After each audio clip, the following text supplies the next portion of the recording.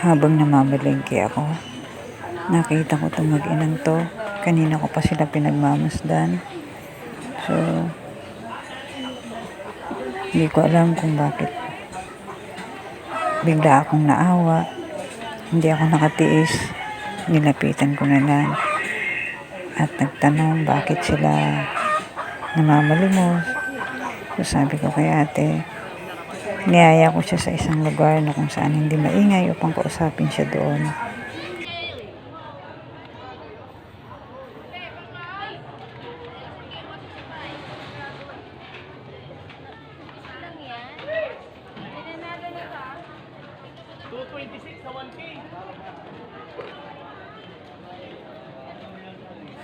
Kung nakikita niyo dyan, naglalakad kami. Pinasunod ko na lang sa ate para pumunta kami sa lugar na kung saan hindi maingay para makausap siya at malaman na rin kung ano yung kalagayan nila, bakit siya namamalimos.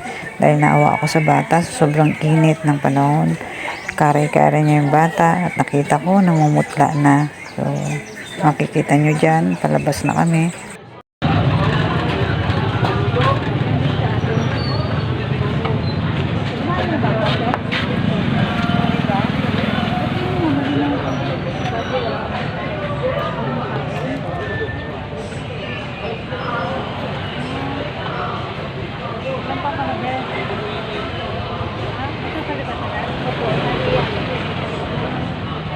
Bakit? Walang trabaho masawa niyo? Wala. Sa bahay. Sa bahay? Nanangingi na mo. Doon mo pa kami hinapin.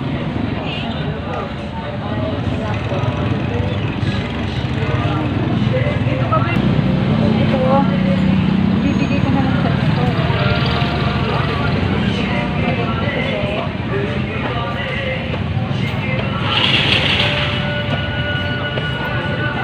Kain mo lang kayo? O dito na ito. Sana kami sa bahay. Asawa niyo.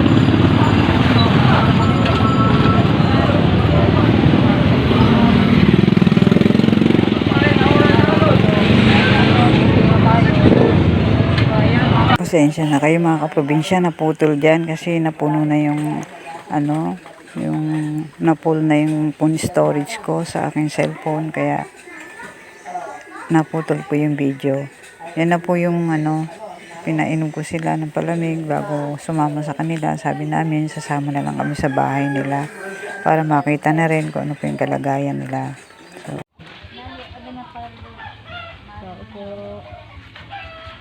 Masikim na tayong ilaw. Hindi ko alam.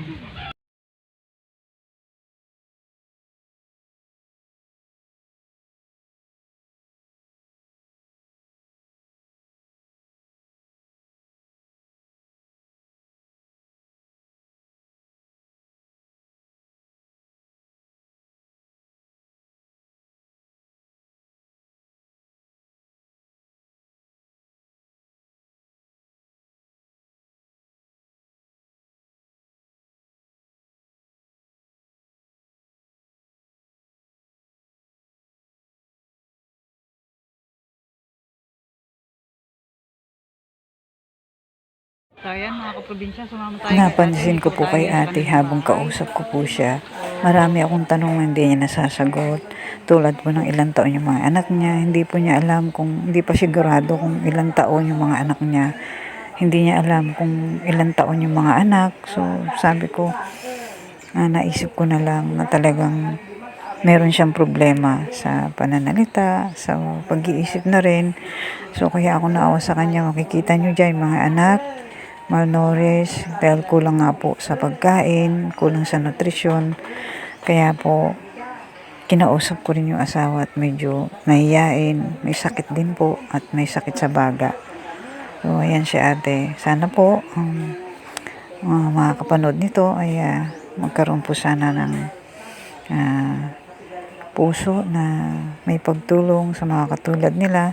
Ginagawa ko po ito para po maiparating din po, may panood sa may mga busilak na puso na gustong tumulong sa tulad nila. Ayan si ate.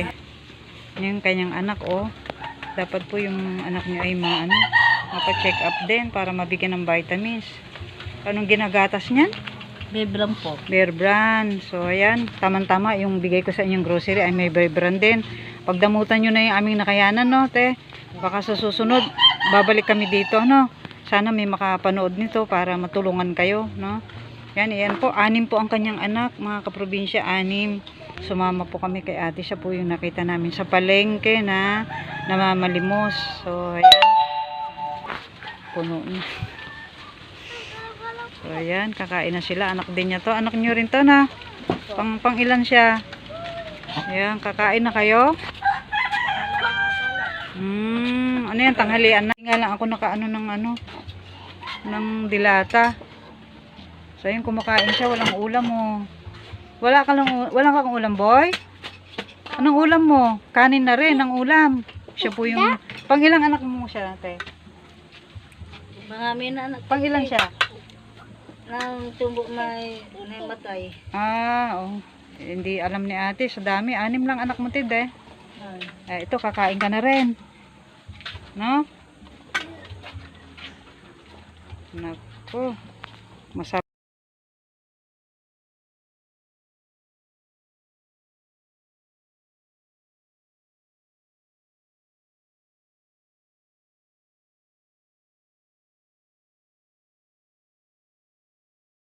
Ha? Opo, may ayatan kagabi, di kami nakakain. Wala kayong, hindi kayo kumain kagabi. Oo, Paano yung mga bata hindi rin kumain? Hindi, ng bansa. Ay, sa kasal. Sa kasalan. So, hindi daw ko sila kumain kagabi dahil hindi siya nakapalimos. Wala kang nalimusan kagabi. So, ayan mga kaprobinsya. Wala siyang napalimusan kagabi. Kaya, pati mga bata, ngayon daw ang yung hapunan nila, ngayon nila kakainin, tanghalian. So, ayan po, kaya nanamalimos sa ate kasi wala po siyang trabaho at walang mag-aalaga sa mga anak niya. So, napo nila. So, sana po may makakapanood nito na may mabuting puso. Pwede nyo silang tulungan, pwede nyo idaan sa akin o sa kanila. Kaya sana po ay nangingi ko rin ang kanyang anak na bunso. So, medyo malnourished po siya dahil kulang nga po siya sa nutrition, kulang sa pagkain, at saka yung mga... Ayan, yung bahay, walang ilaw, no? May ilaw dito, te? Meron po. Ayan. Ito yung bahay nila, ate. Ayun. Ito yung higaan nila, ate. Hindi kami... Dito kayo. Ba't parang babagsak na yung higaan? Oo. So, ayan. Babangsa Bahay nila, ate, oh. Damit. Ayan. Bakit po kayo naiiyak, te? Nahirap ang buhay? Talaga pong ganun? Laban lang po. Ang ano nyo lang po, pagkakamali nyo lang, pinadami nyo yung bata. Talaga pong ganun ang buhay, eh. Kaya lang, isasakripisyo natin lahat. Lalo yung mga bata, oh.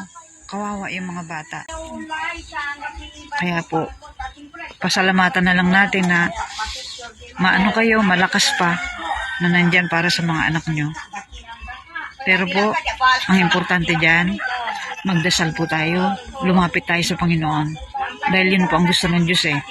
Alam nyo kung bakit, kaya tayo nagkakaroon ng ganito. Kasi hinahayaan ng Diyos na magkaganyan kayo para lumapit kayo sa Kanya. Lahat ng anong ginagawa ng Diyos, pero ang gusto niya, lumapit tayo sa Kanya, kilalanin natin siya.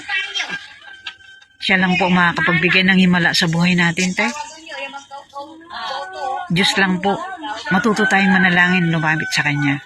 Makikita niyo po, babaguhin niya yung buhay niyo. Lahat ng hinihingi niyo, ibibigay niya yan. Basta galing po dito. Maniwala po kayo sa akin kasi ako binago ako ng Diyos. Ang daming himala ang gumawa sa akin ng Diyos. Kahit yung asawa niyo, pagagalingin po niya yan. Basta kayo sa Kanya. Bibigay niya yun sa inyo. Malay niyo, ako po yung gagamitin ng Diyos. 'Di ba? Ako yung pinadala niya. Kaya po magtiwala lang po kayo sa Diyos kasi ang Diyos, siya lang po makapangyarihan sa lahat. Wala na pong iba. Kasi siya lang lumikha sa atin, eh. No? Kaya po, huwag po kayong mawalan ng pag-asa. Malay niyo, ako po yung pinadala niya. No? Para po mapanood ito ng sambayan natin, Pilipino, no? Mga OFW dyan, mapapanood tayo, matutulungan tayo, di ba? So, huwag po kayong mag-alala. Pagpipray ko po kayo, no? Ano po? Mamaya po.